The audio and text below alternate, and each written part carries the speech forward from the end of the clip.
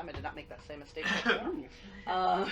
So Ghost Stories. This game is pretty, looks simple, is very unforgiving. We will likely lose.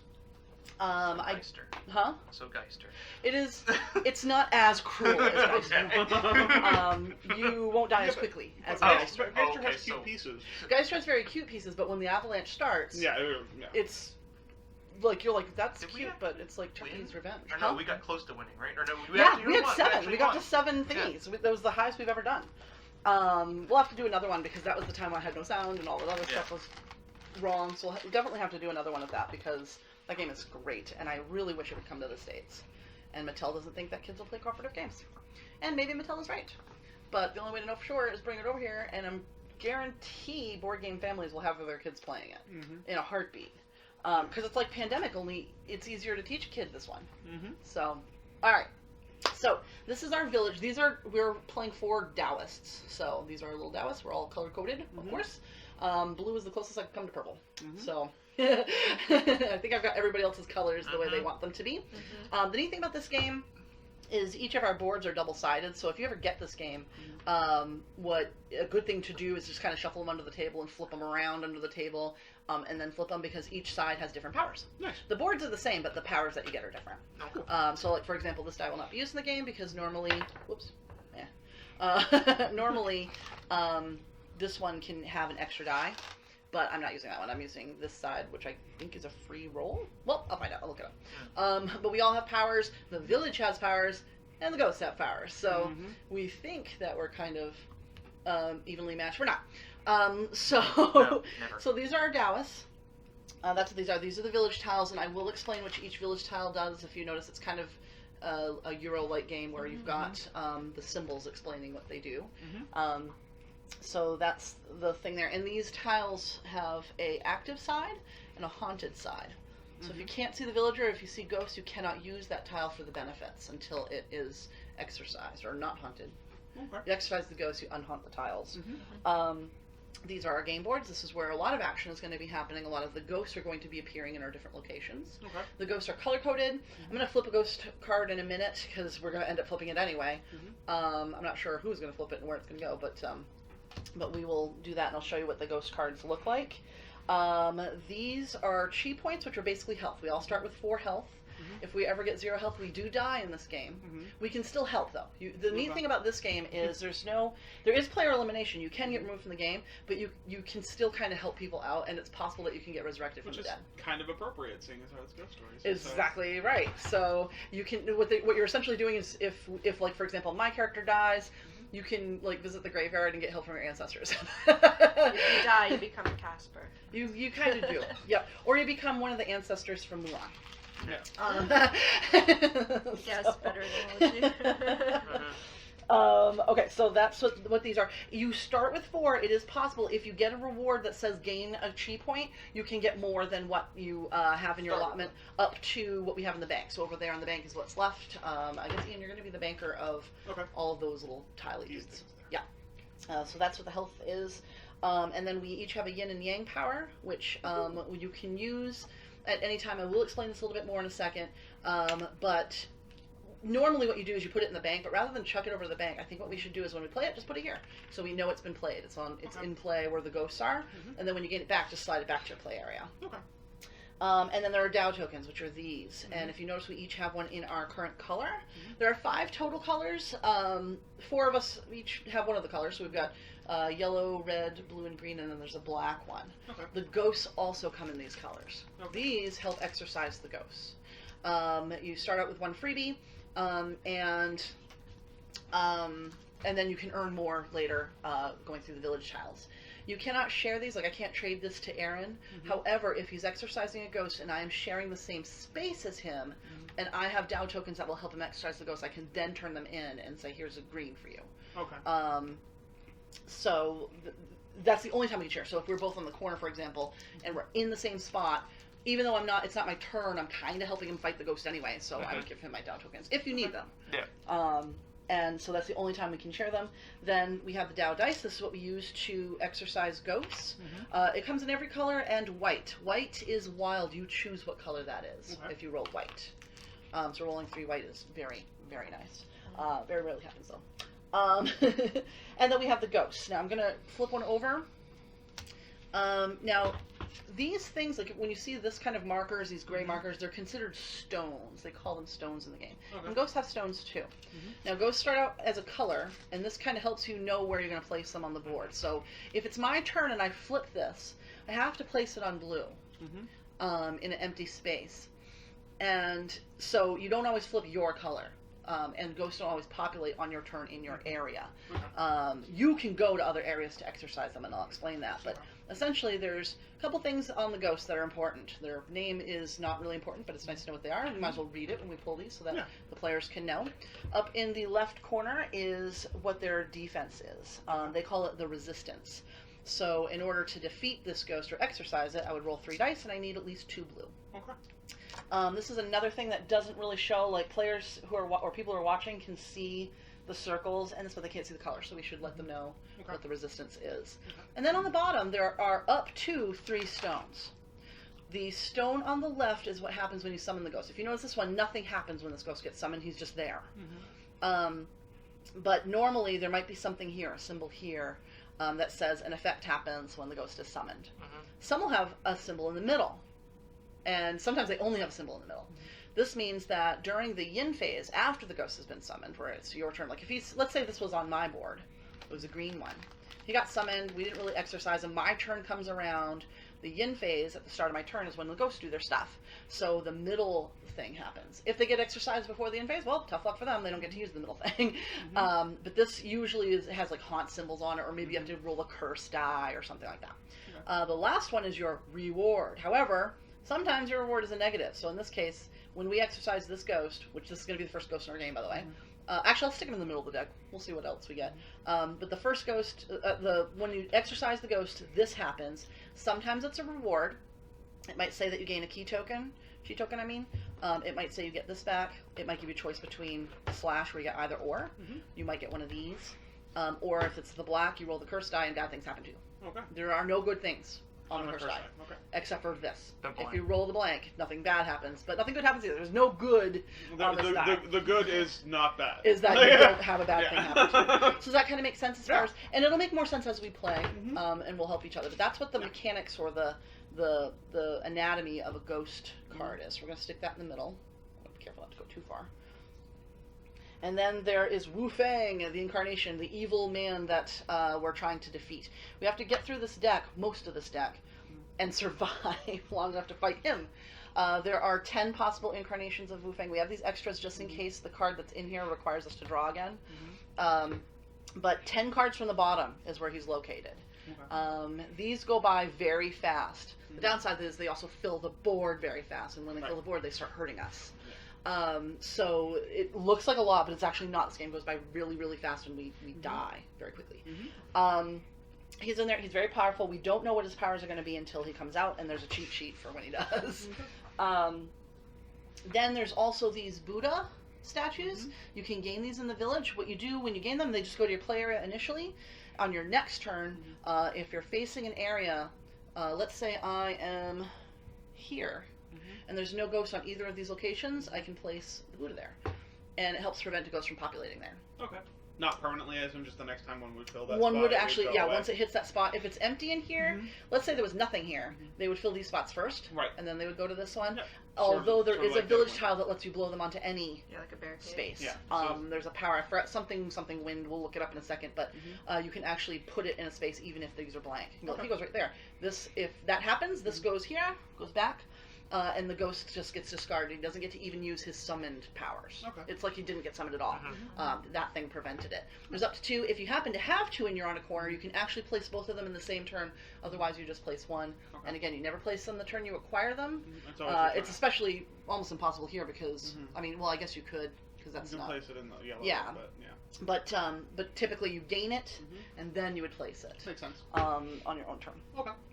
And then to talk about the different types of things, there are some ghosts. These are the ghosts. So if we draw a ghost that has a symbol that actually looks like this guy, these guys are creepy little dudes. It's considered presence, and so what you would do is you would place the ghost on the card. He would just sit there. Okay. If he then has a stone that has the same symbol, which is basically this symbol, what would happen is he would move to here. Mm-hmm. If he's still not exercised and the yin phase comes around, he moves to here and he haunts the first tile. You flip that tile over. Okay. Once that happens, he immediately moves back here. He has to work his way back up. Okay. I was doing that wrong the first time I played. We lost my fast. Yeah. So once that tile is haunted, you cannot interact with it again until it's not haunted anymore. Until somebody goes there and flips it back over. If he makes it here a second time and the tile in front of him is haunted, you flip the next one, tile and that will keep on happening. Okay. So they're awful. And that's what these symbols mean. Mm-hmm. So if this symbol is in the middle, they move up one, and then they continue to move up one, and this means it flips that thing. Makes sense. Okay. And then we're going to talk about the curse die real quick. When you roll the curse die, there are multiple results that you can have. If it's blank, you're fine. If you roll this one, if this comes up, whichever ghost caused you to roll the curse die moves up. Okay. So it's just like he got that stone again. Mm-hmm. He gets to move up again, So even if he moved up the already. vanishing one, that doesn't matter then. That's correct. That's correct. Because it's the current ghost. He wouldn't be able to. And then if you roll this one, you bring a new ghost into the game as if you did at the start of the in phase. Mm-hmm. So that's a crappy one. This one forces you to lose all your Dao tokens, not your Chi tokens. You want to make sure you keep track. These are your health. Chi tokens are health. Dao is how you get rid of ghosts.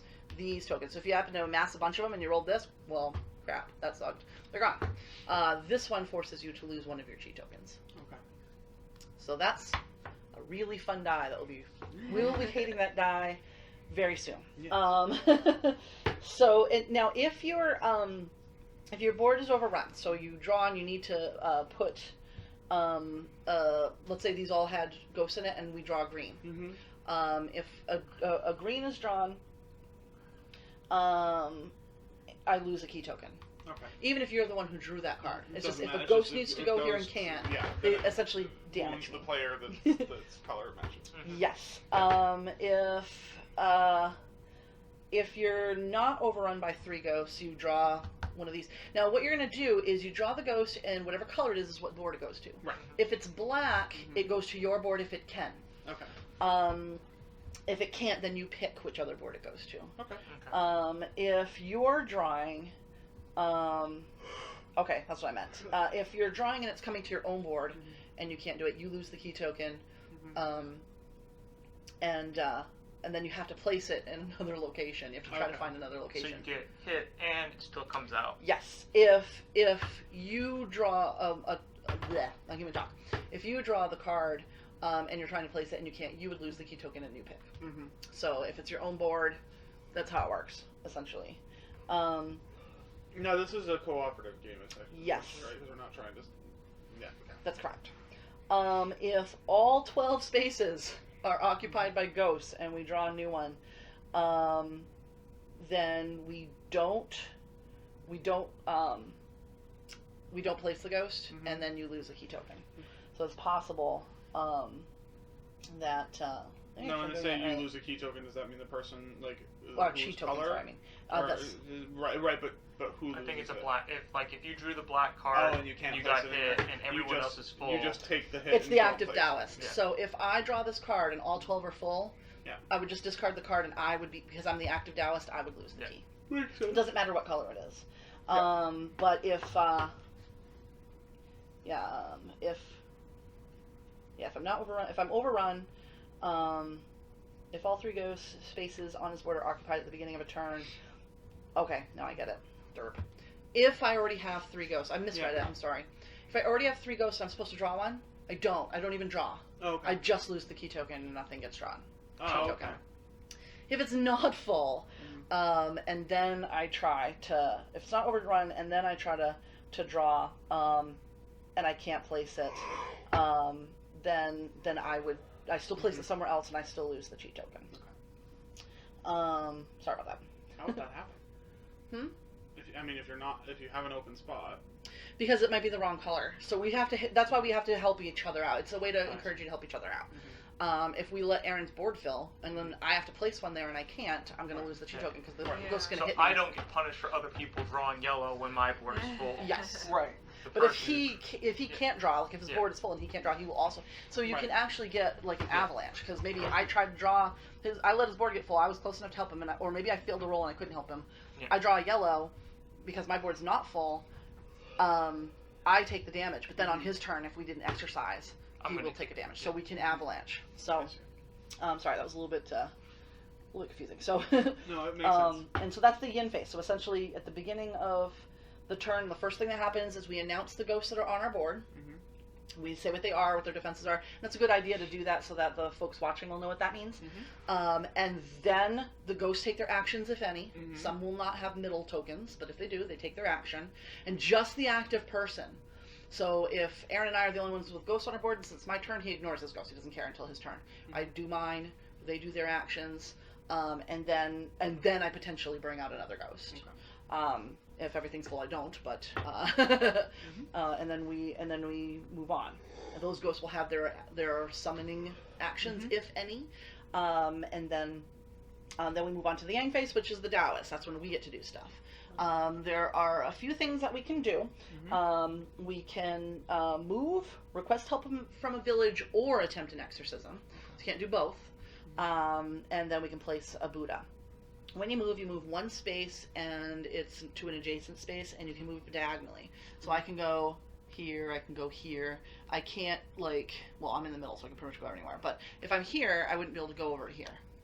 I'd have to slowly make my way over. Makes sense. But you move one space, diagonals count, and it's an adjacent space. You do not have to move if you don't want to. So if you're in a space and you're like, I need to stay here because I need the village power, you can't then use the village power and then move. Move always happens first. If you skip it, you skip it. Make sense? So you can move and then do one of the other two actions, of either exercise or request help. Correct. Okay. Yeah. But what I'm saying is just like you can't. It's not like D&D where you can break up your move. So Right. if I want to use this village space, well, I'll use it. I just can't move. Yeah. Moving happens first. You decide whether you're going to do that, and if you don't, then you do the other stuff. Okay. You can do. You cannot exercise obviously from the center tile because you can't. You're not adjacent to any ghosts. But let's say I move here and I want to exercise that ghost. I'm going to look at his defense and I'm going to try to roll it on these dice. Hopefully I have that.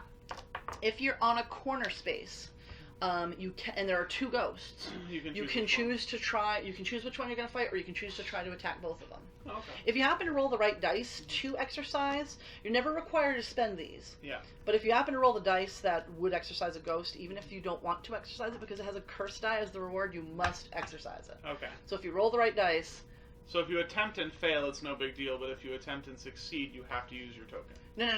no. If you succeed with just your dice, you must exercise. the ghost. Okay. You're never required to spend these, but you can. Okay. And the reason why that's important is maybe you make the shot and then you realize, I probably can't handle a curse die right now. I maybe could still exercise if I got rid of this, but I'm going to choose not to. And maybe it's because he's got more health and he's like, you know what, I'll just do it next turn. Yeah. Or however. I mean, it's based on our discussion. But you roll your dice and you see what you get. So I got 3 yellows, which would do nothing for a blue. Right. Or a green. If I rolled enough, let's say it's kind of hard to do, but let's say I have enough to do either or, you pick which one. Okay. If you have enough to do both, you can do both. If you only have enough to do one, you do one. Okay. So you have the option, and you don't have, like if I say I'm going to exercise both of these ghosts, I'm not committed to doing it. It's just I have the opportunity with my dice rolls. If I look at my dice and I happen to exercise both, I get credit for both. Yeah. Make sense? Yep. So that's exercising. If you fail an attempt, there's no negative repercussions. Okay. There can be negative repercussions for succeeding because the reward could be a curse die. Right. If you want to use request help from a village, let's say I didn't want to exercise anything or don't have to because there's nothing there, I can choose to use that villager's power. And we have a cheat sheet. We're going to have it on. I'm going to put it right here once we're done, so we can pass around if you should need it. I am going to talk about what each of the village tiles do. Yep. But essentially, you get the action, whatever that action is on that village tile. It's often a benefit. So, if, for example, I'm here, my action can be to pray to the Buddha and take a Buddhist token. Right. And then next turn I could place it if I want to. Does that make sense as far as using the the villagers? We already talked about exercising 2 ghosts. We're almost done. Sorry, there's a lot of options. And then again, we don't share these unless we're on the same tile and somebody's attempting an exorcism, so I can't just give one away.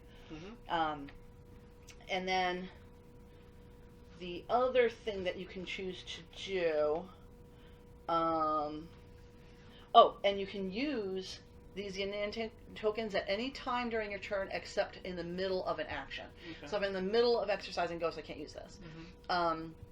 But I can do it after I move, before I move, after I do the village, before I do the village, however you want to.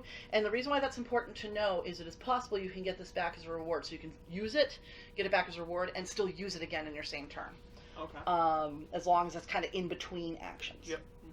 And what this thing does is it lets you turn a haunted tile back on its active side, and that's in addition to your normal action. And so you would just place it here and you would flip it back. You have to be on the tile in order to do it?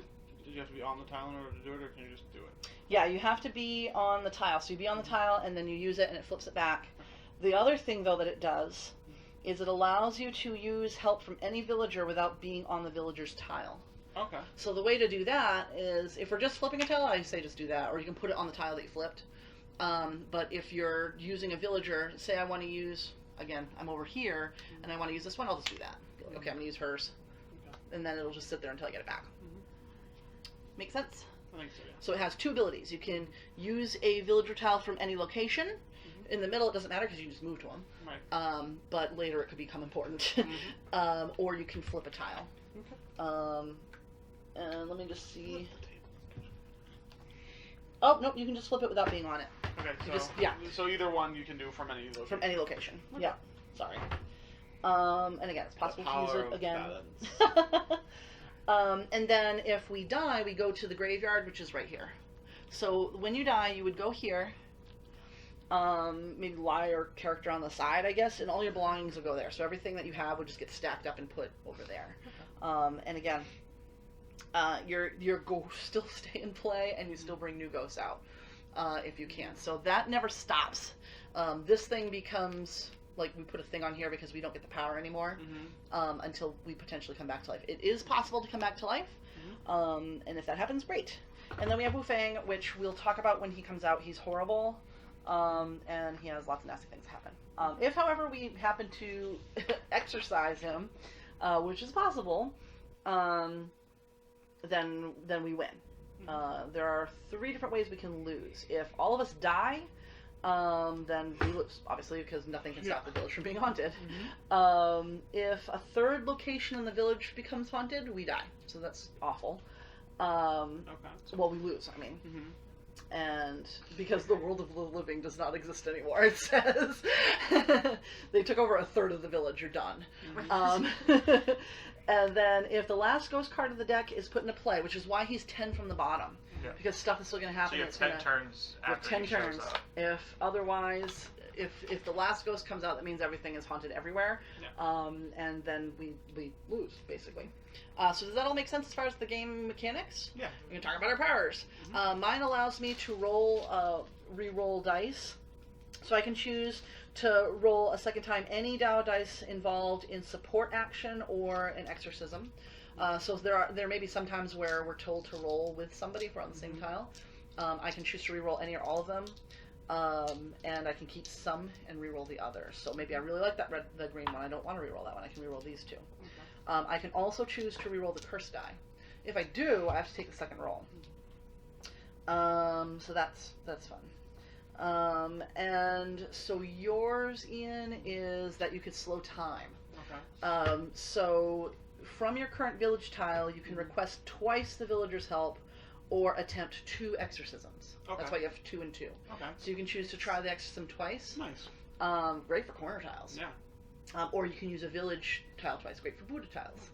You can't do one or the other, right? It's just you do both the same action. Twice, yeah. Okay. These 2 exorcisms are independent, which means that you roll all dice twice.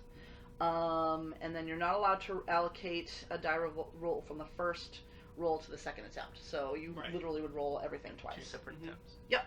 And then Aaron's ability is you're never short of mystical components. Before your move, you can take a Dao token of any color among those available in the supply every single turn.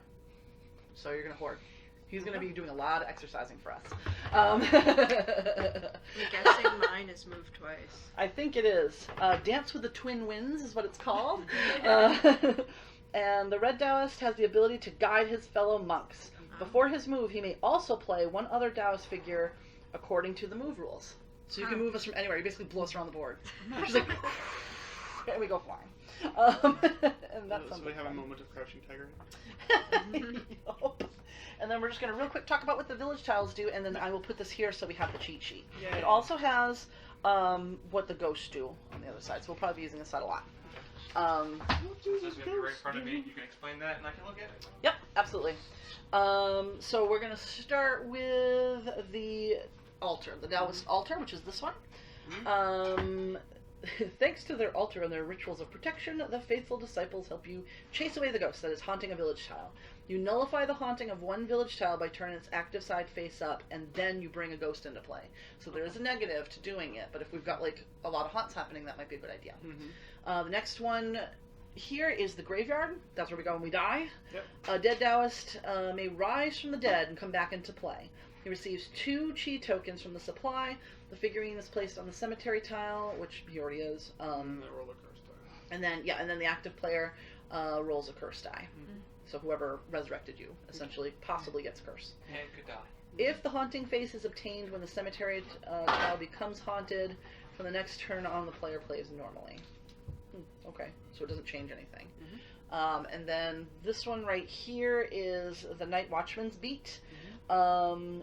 Repulsed by the light, hunters shrink back. All hunting figures on one board to choose, I guess you choose, retreat 1 step back onto their card. Okay. This action has no effect if the hunting figurine is already on the card. So if you see something sneaking up, you can run over the Night Watch and have them beat the ghost back. Next is the Buddha statue. You take Buddha. You place it during your next turn on an empty ghost space facing your Taoist. This action cannot be applied if no Buddha is available on the tile. Who knew? And then this one, I think, is Circle of Prayer. Yeah, Circle of Prayer is the middle tile. Place a Tao token from the supply, and that's what these are, remember, the colored ones are the Tao tokens. Place a Tao token from the supply on this tile, or perform an exchange with one already present, so we can build a bank right on the board. During an exorcism, this Tao token decreases by 1 the resistance of all ghosts in the corresponding color. So, if we have a lot of ghosts of one color, we can go there, throw a thing down, and now they lose 1 to their resistance of that color. That's a pretty good space. That is a pretty good space. So it goes with a resistance of 3, has a resistance of 2. This applies for all the Taoists, so whoever's doing the exorcism, it doesn't matter. The Tao token stays on the tile for as long as it is not exchanged. If a ghost reaches the resistance level of 0 upon the only action of this Tao token, it needs to be attacked by a Taoist before being automatically discarded. So it still has to be attacked, but even if it's a 0 to get rid of it. But that's actually a pretty good space. And it's right in the middle, so it will never become haunted. Well, it could. If we're good, it will hopefully never become haunted. Let me put it that way. I think I just cursed us, didn't I? And then this is the herbalist shop. Roll 2 Tao dice and take the Tao tokens of the corresponding colors from the supply, depending on availability. For any white face, take a Tao color of your choice. So you basically buy some supplies. And then right here is the Pavilion of the Heavenly Winds. That's the one that can blow ghosts onto the Buddha if you want to. You move a ghost of your choice from any free space. The space may be occupied. I'm sorry, to any free space. And this space may be occupied by a Buddha figurine. Then move a Taoist, not yours, to any village tile. So you kind of blow people around. It's almost like her power, except it can move ghosts too. Okay. When a ghost moves, all his properties follow in. So power, deactivation marker, enfeeblement mantra, all the stuff that they have. The potential haunting figurine, I can't even talk, then is placed in the same relative position. So if it was right here, for example, you would put it right there. It doesn't start out on the card again. And then we have the Sorcerer's Hut. And at the Sorcerer's Hut, you can send any ghost in play to the discard without taking into account its associated ability or reward. But you lose 1 chi point when you do it. So you basically take damage, but you dispel them. Yeah. And then the last place is the Pavilion of the... Wait, I already did the Pavilion of the Heavy Winds. This is the Pavilion of the Heavy Winds, not this. This is the tea house. Sorry. So Pavilion of the Heavy Winds that I described earlier is here. This corner, not this corner. They're both purple. I mean, yeah. The tea house, which is right here, not here, is take a Tao token of any color from the supply, gain 1 chi point, but bring a ghost into play. So there's some risks. Early in the game, it's not too bad though. And then Just bounce back and forth between those two tiles. Alright, I'm gonna bring one out, I'm gonna get rid of it. Bring one out, Okay, get rid right, of it. yeah. Yep. And then it's true actually because you can just get the Dow. That way you can just get the Dow tokens because you lose the chi you get from that. yeah. Actually, not bad. And then we also, well, I tried. We also have like some other symbols that might come up in the game. So we're gonna leave this cheat sheet out, just to make sure everybody knows what our choices are and all that fun stuff. And then we'll put that aside in case we need special knowledge about roofing. That actually works And- better. Huh? Well, wouldn't you hit it more often though? That's why I put it the other way. No, I don't think so. Because I'm not hitting it. I don't think it's just pushing the thing. Oh, okay. This is much like its grip's much stronger. Yeah. That way. Let's try that. All right, let's see who the first player is in our lovely haunting of hauntingness. Okay, here we go. Ha! Wow. I don't know Not if it's true me. on the other sides, but I know on the other sides. Alright, 12. At least I didn't roll the lowest, so ha. 15. Wow. All right, you get to go first. All right. So, so I move. Right. You can, if you want to. Didn't we start with Oh, we start with the ghosts first. So Sorry. start with the ghost first. Yep, we do the yin phase first. So our first ghost is yellow. Yellow, and it is a zombie. It's not really a Wonderful.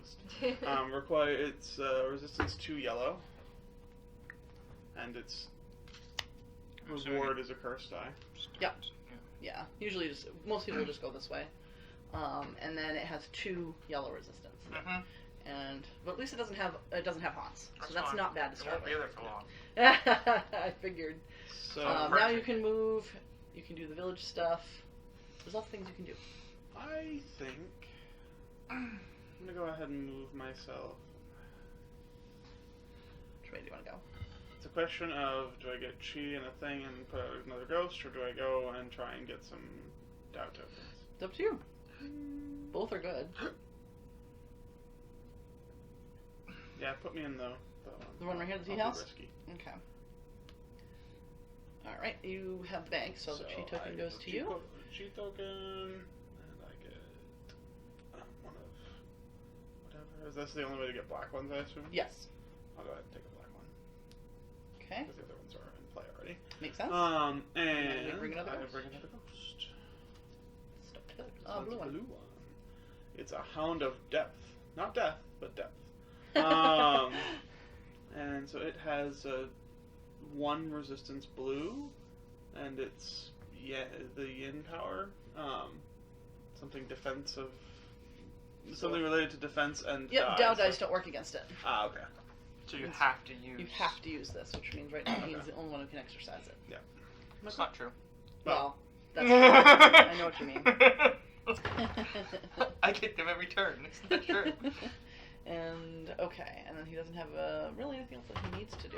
So I will draw my ghost. Green. He has a summon ability, which means I believe when he summons, I can't use my power.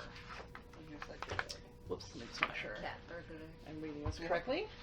As long as this ghost is not defeated, the power of the board where the ghost card is placed cannot be. Yeah, that sucks. Okay. And then, but it says the player finisher brings ghost into play. So I have to bring another ghost into play. He has a resistance of 1. I have to bring another ghost into play, and as long as he's there, I can't use my power, which really sucks. Yeah. So the next ghost is black, so he comes to me as well. He has a resistance of 3, and he's one of the crappy haunting ones. So that goes there, and that goes there. Alright. Hurrah! Now I get to move. And Purge him. I am exercising this shit. Oh, you're going there. Oh, I yeah. thought you were going to the one that just gets rid of them. What, this one? Oh. It's like, just purge him. Yeah, but I have to lose health right early on, so I can just... if I can't roll I'll green on purge this, him then I'll next just turn do anyway. that. Ah, I got 2 green. Yep.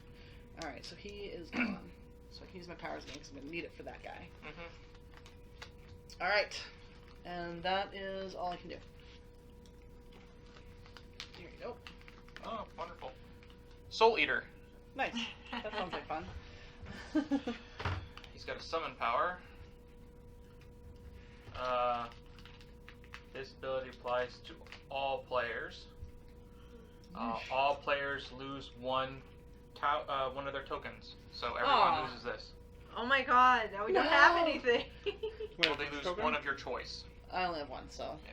So you lose one of your exorcism tokens because it affects everyone. I'll hang on to the. I wish you would hang on to the black. I'll kill this thing. I guess it's. He's I'm gonna going to automatically just get rid of purge it. it. So. Oh, you are? Yeah. Okay. And then on its Oh yeah, because you got an extra GK. on its yin yang phase, the player or the neutral board must. I have to roll a curse dice with him too. What? On my movement phase. Oh no. The curse die is on his next. On his next. yang Okay, phase. on his next phase. Okay. The middle die, the middle thing is always what happens when it's the ghost turn and you're summoning new ghosts and stuff. You do your new ghost first, then everybody who exists Okay. everybody who exists gets their thing first, then you do the new ghost. Sorry. Let's not do that backwards and make it worse.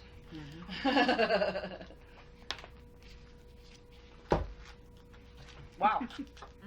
He's gone. Bye, guy. Oh, and I'm taking a yellow token back.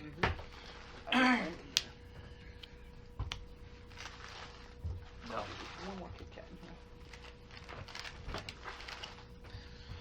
That is dark. Creepy. Oh my gosh. Dark grays, another black.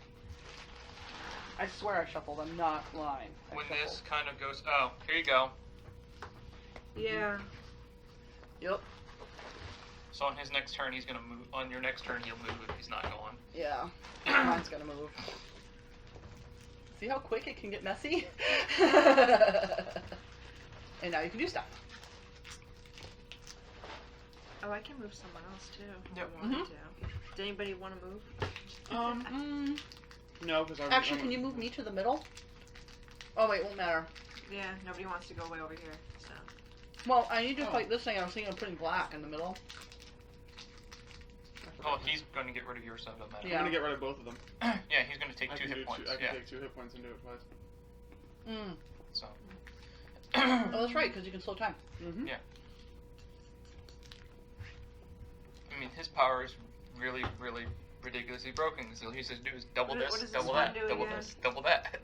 That's the one that lets you. Oh, The it pushes ghost. people back. Yeah, it pushes all the ghosts back. None of them. They're all on their cards right now, but All of the ghosts it'll push back? on a board. You pick a board. Oh, okay. So yeah, if they were moved forward, you could push them back. Yeah. So We're right now- eventually going to be begging you for your power a lot later. So essentially, your best benefit is either get a Buddha, Yeah, I go was thinking here, of getting a and get Buddha. some of your exorcism tokens back. Actually, I'm gonna do that. Mm-hmm. So I roll 2. Yep. Mm-hmm. And then I get whatever color's there. Yeah, and if Yeah. it's white, you choose. I don't think there's any negatives. So I think it's red just stuff. Yeah.